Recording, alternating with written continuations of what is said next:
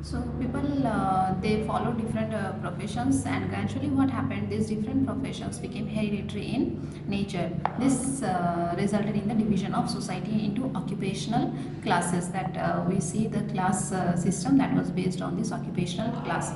Gradually this occupational class, it became so rigid that it emerged as the caste system in the later Vedic period. In the later Vedic period, the four distinct castes or varnas that came into existence were Brahmins, Kshatriyas, Vaishyas, and Shudras. The Brahmins and these varnas or castes, they were completely on the basis of, this division was completely on the basis of occupation. The Brahmins or the priests performed religious rituals. The Kshatriyas participated in the wars. The Vaishyas, they engaged in business and looked after agriculture as well as industry. And the Shudras, they were the lowermost class. Their occupation was to serve the upper classes. As stated earlier, during the later Vedic age, the caste system became very rigid. In early Vedic period, the class system was flexible in nature, but in later Vedic period, the caste system, it became very rigid. The Brahmins and the Kshatriyas, they enjoyed all the privileges. The priests came to be considered as gods on earth, and the Kshatriyas also increased their power and came to be regarded as a ruling class. The kings, they belong to the Kshatriyas class. All the three higher varnas, that is the Brahmins, Kshatriyas, and Vaishyas, they were entitled to Upayana or investiture with a sacred thread according to the Vedic mantras. So all the three higher varnas, Brahmins, Kshatriyas, and Vaishyas, they were honored, or they were investitured with the sacred thread ceremony with some Vedic mantras. And intercaste marriage was not prevalent at that time. In the later Vedic period, there was no intercaste marriage. And the four ashramas, this is also very important. The four ashramas are the four stages of a man's life. So in the later Vedic period, the entire lifespan of an Aryan came to be divided into four periods, or you can say the four ashramas. And these four ashramas were Brahmacharya, Grihastha, Vanaprastha, and Sannyasa. So in these four ashramas, the time span of each ashrama and the function of that particular ashrama is very important. For example, the Brahmacharya ashrama, its time span was up to 25 years, and during this period, the pupil was expected to acquire knowledge in the Gurukul and observe strict discipline. He was supposed to go to Gurukul, that was a form of schooling during the Aryan civilization or during the Vedic period, and they were kept there in strict discipline. In Gurukul, they were kept in strict discipline. So that was the Brahmacharya ashrama. Then comes the Grihastha ashrama. Its time period was 25 to 50 years. Its time span was 25 to 50 years. And in this particular Grihastha ashrama, the man was supposed to marry and raise a family. As a householder, he was to take the responsibility of maintaining his family. This was the function of Grihastha ashrama. Then the third ashrama was the Vanaprastha ashrama. Its time period was 50 to 75 years, and its function was to retire from worldly life. The person will leave his family life, will renounce his family life, and acquire spiritual and philosophical knowledge. And the last ashrama was the Sannyasa ashrama. Its time period was 75 to 100 years, and this was the period of renunciation. This was a period of renunciation when man had to leave everything forever and go into meditation in order to attain moksha or salvation. In Sannyasa ashrama, the man has to leave all his worldly pleasures, his family, everything, and then he has to go into strict meditation in order to attain moksha or salvation. So these were the four ashramas that had to be followed in the lifespan of an Aryan. Then we will study the education system during that time. What was the education system? Already we came to know the education system was the Gurukul system of education. Education was imparted through private gurukuls, and these gurukuls were actually the residence of the gurus, meaning the family of the guru. The residence of the guru called the Gurukul, meaning the family of the guru. These gurukuls were actually the family of the gurus, had become the most sacred institution. The gurukuls were often located on the outskirts of the city and even in the forest. The gurukuls, they were not situated inside the city, but they were situated in the outskirts of the city, and sometimes the gurukuls were also located in the even in the forests. The students lived there. It was not like a regular school pattern where the students used to go study and then return back to their home. It was not that kind of system. In Gurukul, the students had to go and stay there for 25 years. Stay 25 years, that we have already studied in the ashramas portion, that in the Brahmacharya ashrama, the Aryan has to live 25 years, up to 25 years he has to stay in Gurukul and get education from his guru. The guru treated his students like his own children. The student was required to do household chores. It was not like the regular school pattern where they will go and study the prescribed syllabus, but it was like a practical life that the Aryans had to live in Gurukul.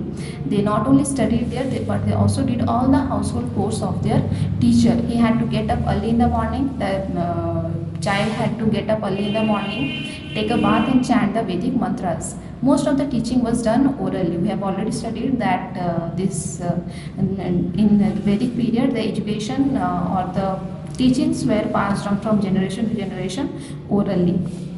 At the completion of the education, a student used to give Guru Dakshina, a gift to his teacher. The Gurus were greatly respected and revered. They were highly respected in the society. They were very much honored in the society. The main object of education was to bring about physical, mental and spiritual development of the pupils. The subjects of the study included, so these were the subjects that were studied: Vedas, Puranas, grammar, mathematics, ethics, logic and military science. These were the subjects that were taught in Gurukul. Two women teachers named Maitri and Gargi were considered gifted and were greatly respected. So the gurus, they were not only male teachers, but these two female teachers, women teachers, were also there, who were considered as gifted and were greatly respected in the society. They were Maitri and Gargi. Now we will study regarding the economy of the Vedic period. The Rig Vedic economy was primarily pastoral. We have already studied that it was primarily pastoral, where cattle were reared. For Aryans, cattle was synonymous with wealth. So they compared cattle with wealth. A person having more cattle means the person is a wealthy person. A wealthy person was called Gomat. Gopa and Gopati were epithets given to the king. In the Rig Veda, Godhuli is used as a term for measure of time. For measuring time, they use this particular term, that is Godhuli. Distance is called Gavyuti and a daughter is called Dutir, or the one who milks the cows. Compared to the linguistic evidence, means language evidence for cattle rearing in the Rig Veda, agricultural activities find very few references. So from this Rig Veda, we come to know that agricultural activities was very rare, especially there were all kind of pastoral activities. So from this we come to know that the economy was primarily pastoral. Apart from Yava or barley, no other grains are mentioned. In Rig Veda, only this particular grain is mentioned, Yava or barley. Other than this, no other grain was mentioned. There are no references to fire being used for burning the forest cover and the practice of shifting cultivation. In Rig Veda, there was no mention of shifting cultivation, that is the burning of the forests and clearing the patches of land for cultivation. No such reference was there. Further, the area received low rainfall and the major rivers mentioned in the Rig Veda were known to change their courses frequently. In these conditions, the alluvial lands near the rivers could not be cultivated on a permanent basis. So these were the disadvantages that were mentioned in the Rig Veda. There was low rainfall, the rivers, they changed their courses frequently, and so the lands did not had enough fertile soil for permanent cultivation, and that is why this is also another reason why Vedic economy was primarily pastoral. Major changes in the economy took place during the later Vedic phase. So this was the kind of economy in the early Vedic period, but there was some kind of changes in the economy in the later Vedic phase. Importance of agriculture grew during this phase. So here we can easily compare the economical practices in early Vedic period and later Vedic period. Here we studied that it was completely pastoral, but in the in later Vedic period, the agriculture took its own importance. The growth of agriculture in the later Vedic period was made possible by the availability of vast tracts of fertile alluvial land from Ganga, Yamuna, Doab and the Middle Ganga Valley. So these were the regions where agricultural practices started, that is Ganga, Yamuna, Doab. Doab is the fertile region in between Ganga and Yamuna river, as well as the Middle Ganga Valley. These are the regions that they brought under cultivation. Both archaeological literary sources depict the introduction of rice as the staple diet of the people. So this is another difference that we got in the later Vedic period. In early Vedic period, we studied that Rig Veda had mention of only barley, but later on in later Vedic period, rice became the staple diet of the people. The Vedic texts mentions Brihi, Tandula, and Sali,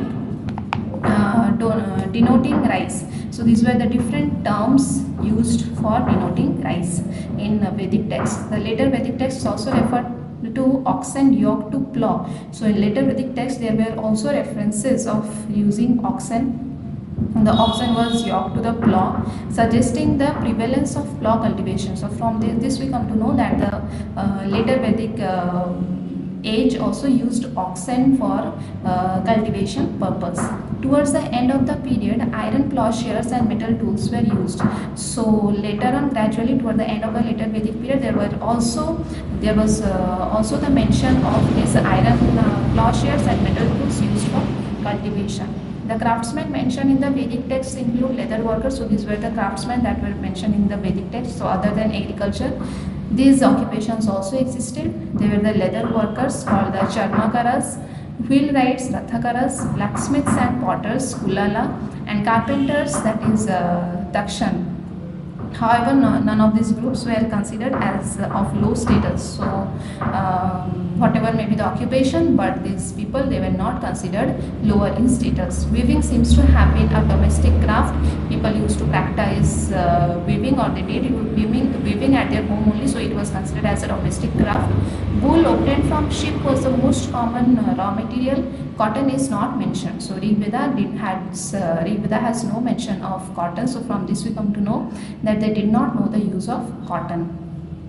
And then trade. During the later Vedic phase, agricultural surplus led to trade. So this later Vedic phase gives us information about their agriculture, and so this because of surplus production, trade also came into existence, giving rise to markets from which developed towns and cities. So because of trade, the agricultural production, they used to export it to other places, and hence markets developed, and because of markets, towns and cities also developed.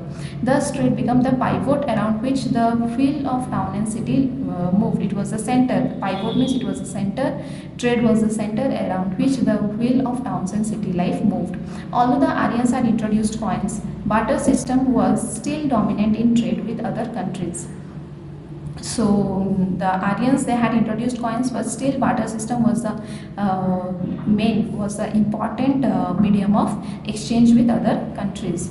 And then occupations besides agriculture and trade, other occupations also included. Already we have studied the other occupations that included besides agriculture. They were domestication of animals, crafts in various metals, carpentry, pottery, fishery, etc. Women were engaged in spinning, weaving, knitting and dyeing, everything related to cloth making. That work was being engaged by women. Here in this table there is a comparative study in between early Vedic age and later Vedic age.